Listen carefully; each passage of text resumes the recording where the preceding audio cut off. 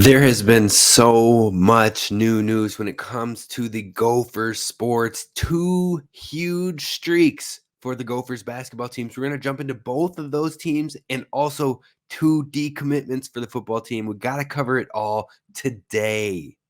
You are Locked On Golden Gophers. No matter what we're going to do here, we're just going to keep rowing. Your daily podcast on the Minnesota Golden Gophers. However it turns out, we're just going to keep rowing. Part of the Locked On Podcast Network.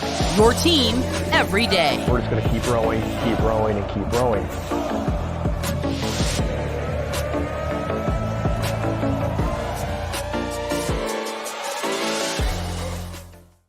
You're listening to Locked On Golden Gophers, part of the Locked On Podcast Network, your team every day. My name is Kane Rob, host of the podcast, former collegiate football video coordinator and recruiting assistant, here to talk Golden Gophers with you each and every day of the week, Monday through Friday. Now, it's been a little off. It's been a little wonky. You boys had a little bit of issues with the sinus infection and throat and everything, with the I don't want to get into the details of it. It was gross, but we're getting better. We're on the mend, and I got to get back to this Gophers content for you because there are so many changes happening, and we got to talk about them all, including football and both of the basketball teams. We're diving in deep today. We're going to get back on track with this show. We're going to get those daily episodes going. I know we said we were going to talk about defensive coordinators today, but we're going to move that to a later day this week, whether it be tomorrow or Friday.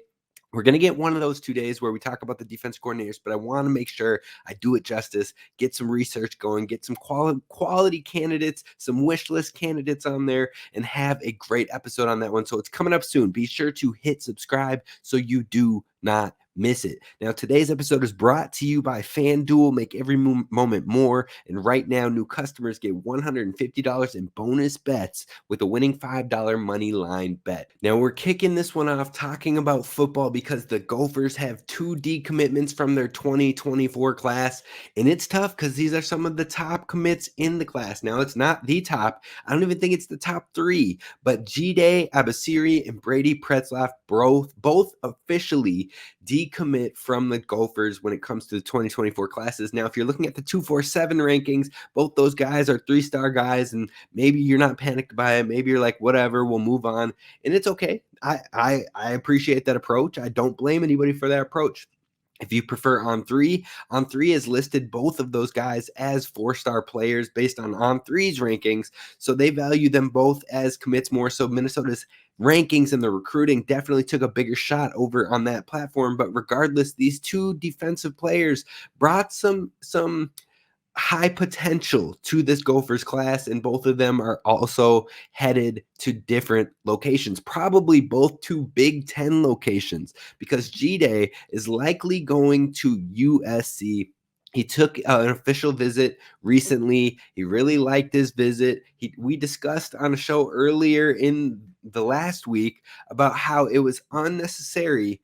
Well, I guess it was earlier this week, but I discussed how it was unnecessary to burn bridges with the comments that he had said when reviewing his official visit and saying they have more to offer than Minnesota and all these things. Like, there's no reason to do something like that. Now, best of luck to him, but I hope for his sake that he make this decision. He came to this conclusion based on the fit and the scheme as opposed to the school name and the bright lights, because we are seeing an unprecedented amount of transfers, and a lot of that comes from folks who fall into three different categories. The first one being stars who want bigger NIL opportunities. That's obviously not the case in this one. He hasn't played a single down in college football, and on top of that, he isn't in the top 100 or so players within the recruiting class. Maybe not. I don't even think he's in the top 250 in most recruiting services. So the NIL opportunities aren't going to be astronomical. There could be some schools that can afford to pay him, and USC could be one of them.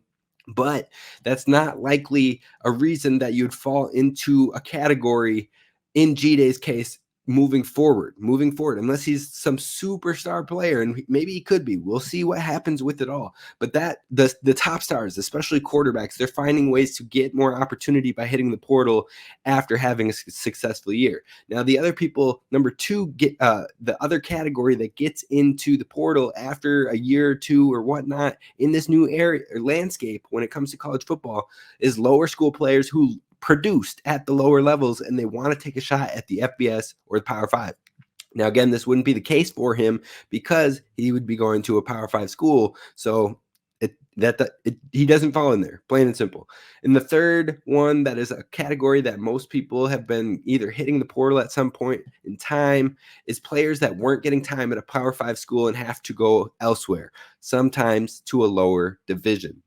Now, that could end up happening. Maybe he doesn't get the time he wants to see at USC, but if G-Day burns that bridge with Minnesota, it likely makes Minnesota an unlikely candidate to not offer him a scholarship or an opportunity here if he were to hit the portal. Now, you see a strong candidate for transfer portal players is going closer to home. Well, that would burn the bridge of coming back home if they saw that as a kind of a middle finger in the air to the program. So hopefully that isn't the case. We'll see what happens, but best of luck to him. Now, on the flip, Brady Pretzlaff, linebacker, committed to Minnesota. He is officially decommitted, and he is likely headed to another Big Ten school in Michigan State.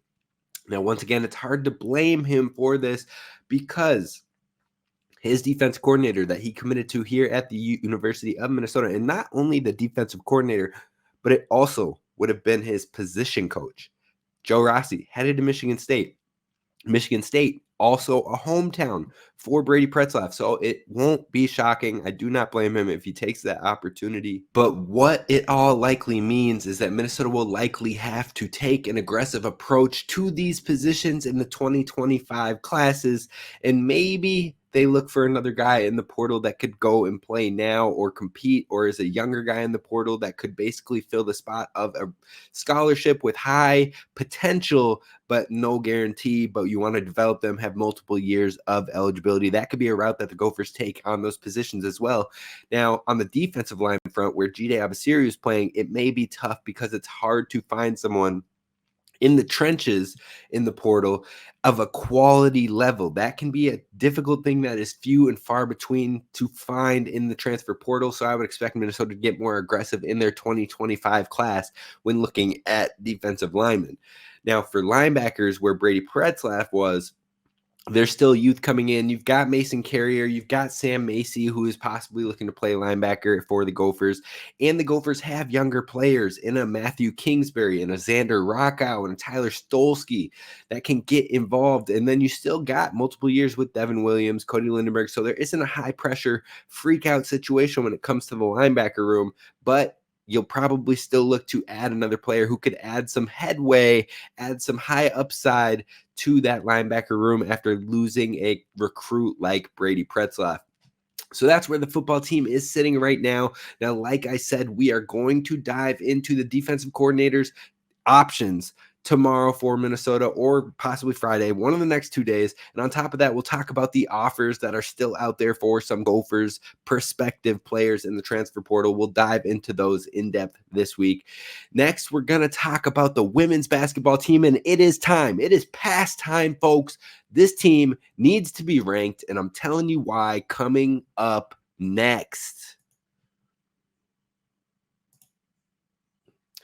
First, I want to talk to you about our friends over at FanDuel because, like I said, they have a baller deal going on right now. New customers get $150 in bonus bets for any winning $5 moneyline bet. Now, your boy, if I had to place up any moneyline bet this past week in the NFL games, I probably would have taken the Packers over the Giants, and I would not have won. But you, my friend, you would have done the right thing. You would have chose the right option. So I think you should go out there and get it done by going to fanduel.com/lockedon, and you place a $5 money line bet. And if it wins, you get $150 in bonus bucks if your team wins. So if you're thinking about joining FanDuel, now is the time, and there's no better time to get in on the action. You can bet on spreads, player props, over-unders, and so much more over at fanduel.com/lockedon. Again, that's fanduel.com/lockedon. All right, we got to talk about this women's basketball team before we move over to the men's basketball team, because you know what? They are the best team in Minnesota when it comes to Gophers programs right now, in my opinion. This women's basketball team, they're showing up, they're showing out, they're getting it done, they're winning games how they should be winning them. When it's with a lower tiered opponent, they're dominating. When it's with high caliber opponents, they're putting them in there to the test. They're winning in double overtimes. They're getting it done. So it is time to rank this team, plain and simple. The team is currently 10-1, and they're around like 41st in the net rankings, 39th in the net rankings.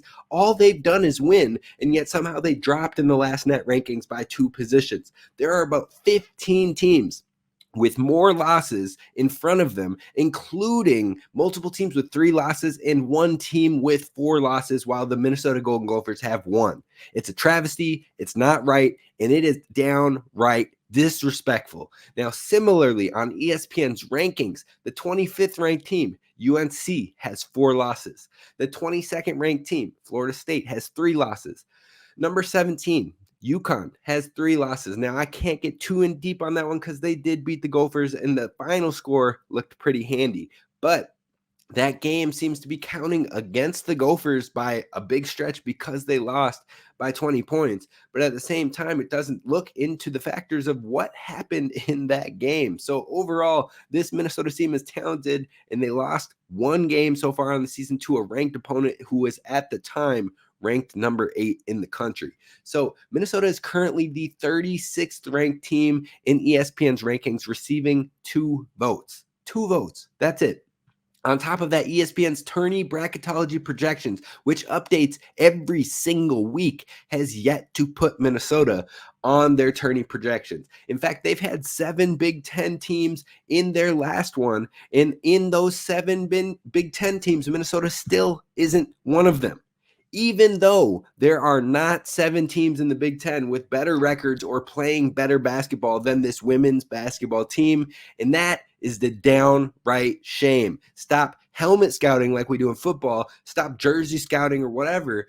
It is time to take a look at what is happening in the here and now. Stop looking at the logos and start looking at what's happening, because this Minnesota team should be and is good enough to be ranked.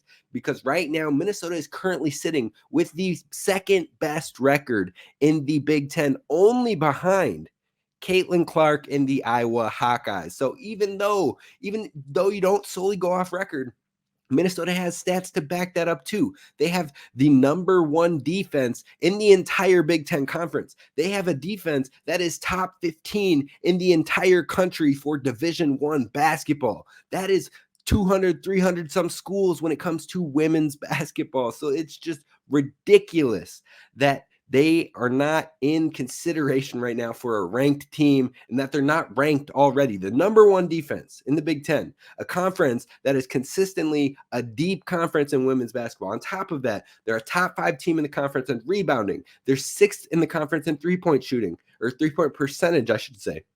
5th in the conference in threes made. They have the 2nd highest scorer in the entire Big Ten, behind only Caitlin Clark. On top of that, they have a top 3 rebounder in the conference in Mallory Heyer. They have a top 5 assist leader in Amaya Battle. They have a top 4 in steals in the conference in Nehemiah Holloway. And you notice, as I say all those things, each one of those categorical leaders are different players on this team. So they are truly doing this thing as a team. So now that we've said that, and we look at this 10-1 record and 1 loss against a ranked UConn team, they have 1 more game where they should absolutely win versus Lindenwood, and that would make them 11-1 on the season heading towards the new year. They would have 1 more game left in the month of December, and that is a road game at Iowa. And if they stay in that game, if they stay close within that game and fight it and put contention in that game, they should still be ranked, because that is the number 5 or 6 team in the country right now, started off as the number 3 team in the country. So you're telling me if Minnesota ends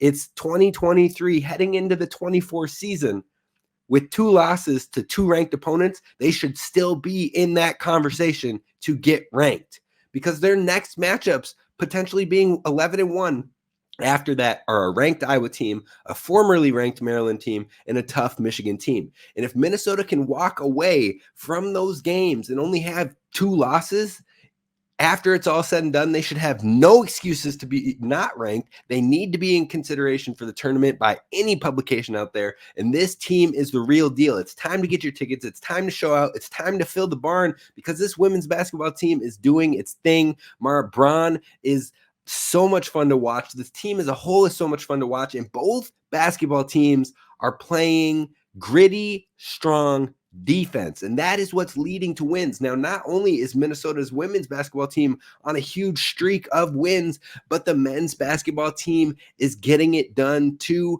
and they are on a 3-game winning streak of their own.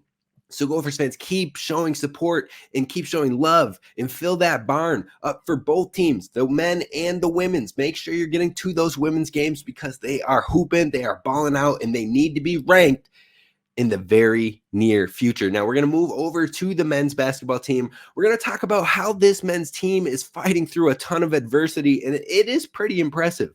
And what needs to happen for this team to continue to get wins even through some of that adversity. That is what is coming up next.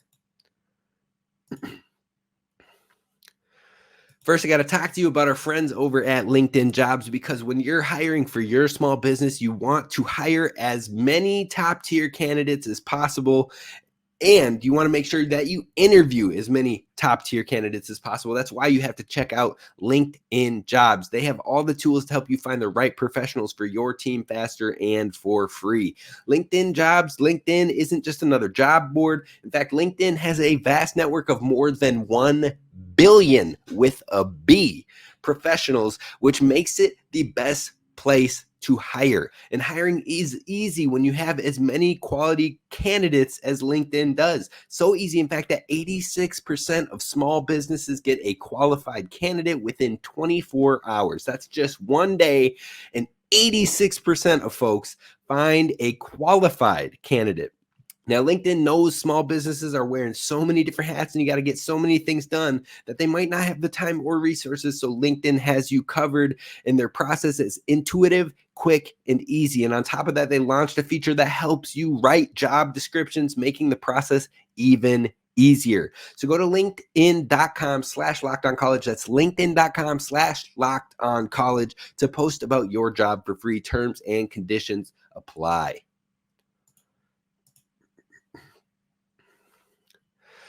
All right, Gophers fans, we're wrapping it up with men's hoops. Now, like I said, we're talking about the defensive coordinators in the next 2 days and what could be the options for Minnesota. We're also going to have to talk about some of those offered players for the football team and who could be joining us from the transfer portal still. That's all coming up this week, so be sure to hit subscribe, like this video so others can find it. And finally, let's jump into men's hoops. Now, Minnesota has been finding a way to get wins, and the biggest one so far has been that Nebraska win at home on the season in a massive comeback. They were down 15 at halftime, find a way to get it done, outscored them 52-26 in the second half, and that was due to scoring across the board, multiple players getting involved. On top of that, Josh Ola-Joseph has been playing like an animal out there. This dude is athletic as all get out, and he is using that athleticism to his ability.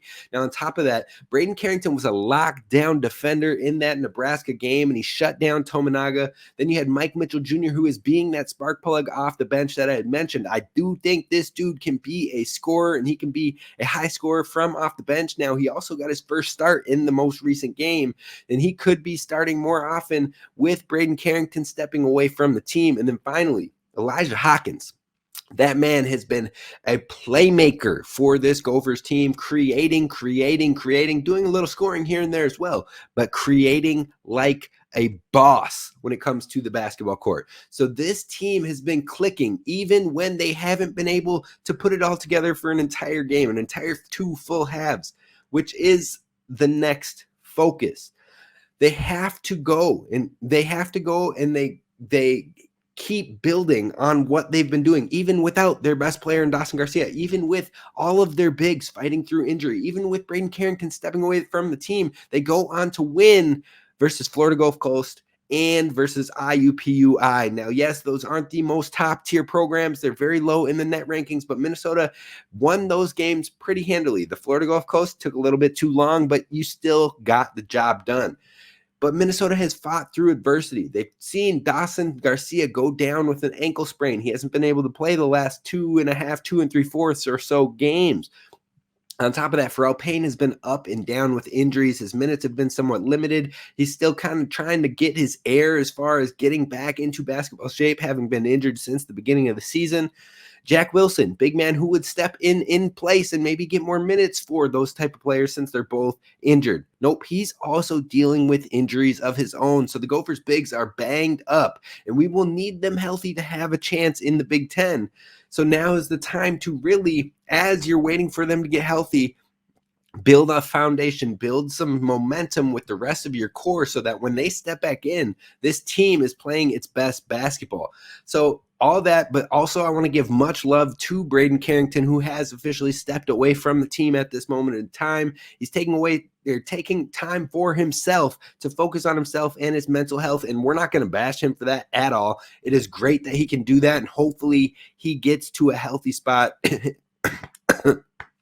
In a good spot. Excuse me. I'm sorry that I choked right there. Again, I'm still overcoming some things, but over these next few games, prior to the Big Ten season starting, I anticipate that Minnesota is going to want both Josh Ola-Joseph and Cam Christie. I might have said Max at one point in here. I watched his brother play recently, but Cam Christie, Josh Ola-Joseph, they're going to want both of those players to be more aggressive as scorers and as shot creators. So over the next couple games, I would expect them to see a lot of looks and a lot of opportunities to score. And on top of that, they're going to need scoring and contributions from their transfer guards, Mike Mitchell Jr., Elijah Hawkins. Now they've been throwing it down. They've been doing the thing, but they need to keep it up with consistency and hitting high efficiency shots, not taking huge volume shots, but hitting them when they count. To keep the team afloat, that's what's going to happen. Now, Elijah Hawkins has been out here balling, absolutely balling as a distributor. In the last 3 games, he's had 11 assists, and a new program record of 17 assists. And in that game, 17 assists, 1 turnover.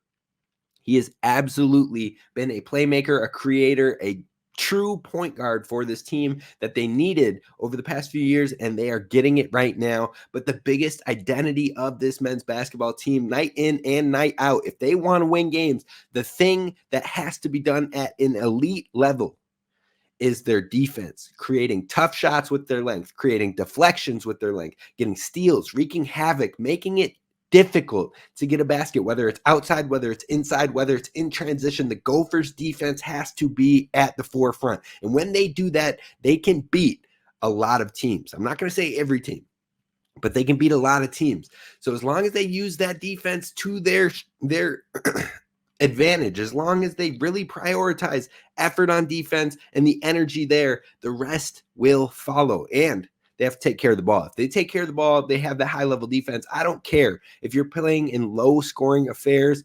That defense is what will win this Minnesota team games. And right now, they're on a 3-game win streak, hopefully continuing on as we go. That's going to do it for us today at Locked On Golden Gophers. Again, we're talking about the defensive coordinator options for Minnesota coming up later this week. So be sure to hit subscribe, hit like, and give it a thumbs up as well.